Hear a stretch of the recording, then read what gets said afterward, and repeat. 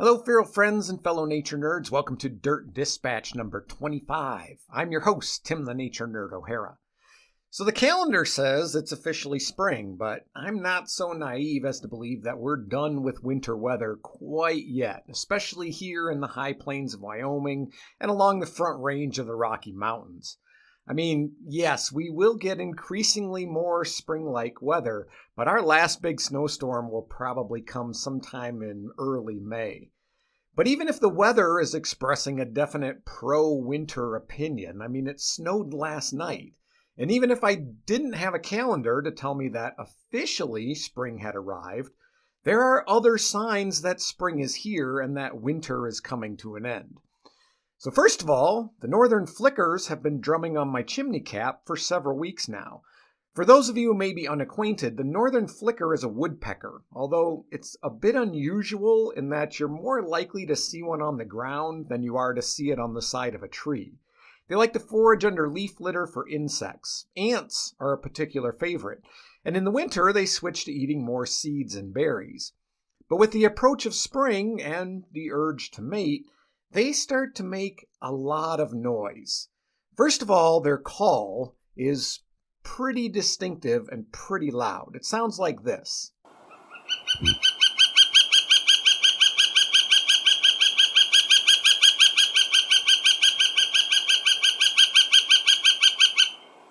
But they also engage in a behavior called drumming.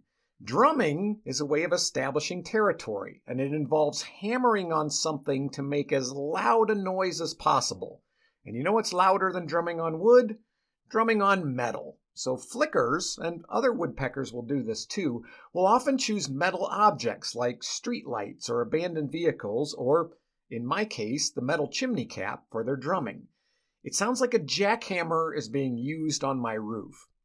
So if you see a woodpecker banging its face on the top of a streetlight, just know that it's not stupidly trying to make a hole and find an insect, it's purposely making as much noise as possible.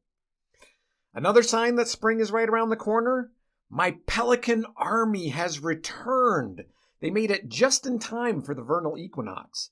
And all of them are sporting that distinct horn on their bill, which shows that they're breeding adults. So maybe this year I'll get to see some pelican chicks. You can bet that I'm going to be keeping a watchful eye out. I also spotted, just the day before I recorded this, a large flock of mountain bluebirds. Mountain bluebirds are migratory. In fact, they're the most migratory of all the bluebirds. And when they're migrating, they form large flocks, up to 50 birds. And the one that I saw had to be at least 25 strong. Now, bluebirds are cavity nesters, and they like to arrive on their breeding grounds earlier than other migratory cavity nesters like tree swallows. That way they can stake claim to the best sites. In the absence of suitable natural cavities, they will move into appropriately sized artificial nesting boxes, otherwise known as birdhouses, and they're generally unfazed by human activity nearby. Now, mountain bluebirds breed in high open country across western North America, as far north as Alaska. They usually nest above 7,000 feet in elevation, but that said, they like pretty much any open territory, including alpine meadows, clearings, grasslands, plains, fields, farmlands, pastures, and gardens. Cheyenne is in the southeastern corner of their breeding range, despite being at 6,000 feet in elevation. And I know for a fact that the High Plains Grasslands Arboretum, which is about a mile or so west of Dispatch's HQ as the bluebird flies, has a good number of bluebird nesting boxes. Also, one other sign of spring, the Wyoming ground squirrels have come out of hibernation, so they're starting to run around and do their thing. Okay, the last thing I want to tell you about is another somewhat surprising wildlife encounter that I had this week. There's a creek called Crow Creek that runs through the base. About 30 miles to the west, it's been dammed to create a couple of large reservoirs that provides the city's drinking water. But from that point, through the base and the city of Cheyenne, it flows relatively freely. Now, in some places, Crow Creek is fairly narrow and shallow, and in others, it's wide and deep. But there's evidence, historical evidence at least, that beaver were once fairly abundant here. But according to that same evidence, and by evidence I mean beaver-chewed trees, it's been quite a few years since any beaver were present. And spoiler alert, I didn't see a beaver. Now there's a short nature trail constructed 30 or so years ago and kind of been long neglected since then that can be found near part of this creek on the base. And it includes a small pond.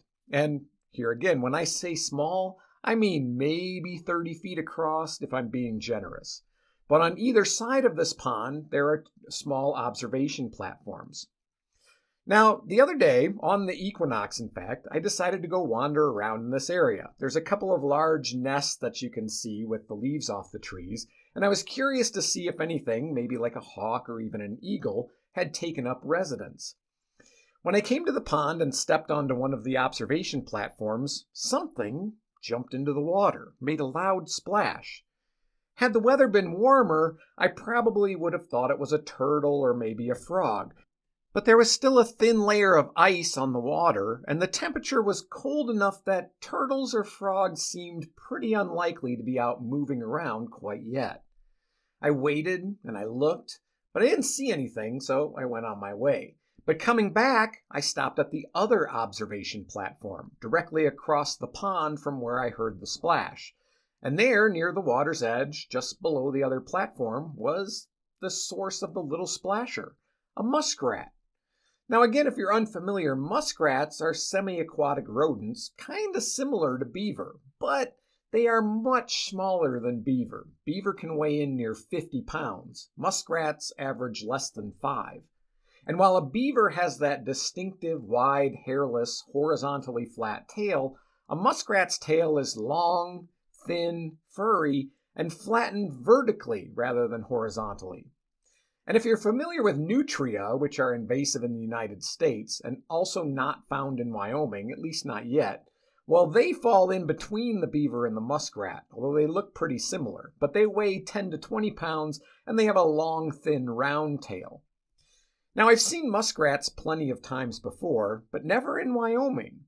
He was happily nibbling on some plants and eventually swam fairly close and let me get a few pictures and a video with my phone. He may have had a burrow dug into the bank, or maybe he had a lodge somewhere in the creek nearby. I don't know, but I'm definitely going to go back and see if he's still hanging around.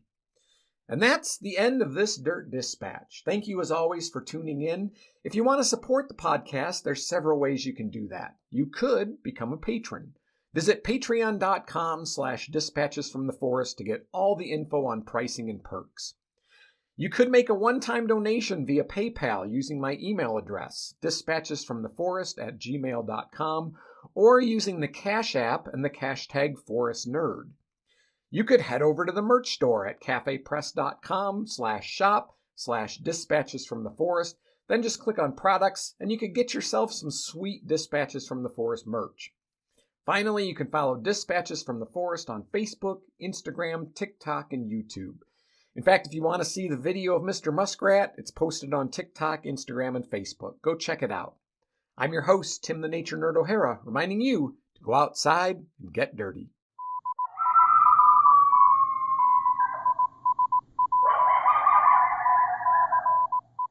Dirt Dispatches is a production of Dispatches from the Forest and may not be used or rebroadcast whole or in part without express written permission.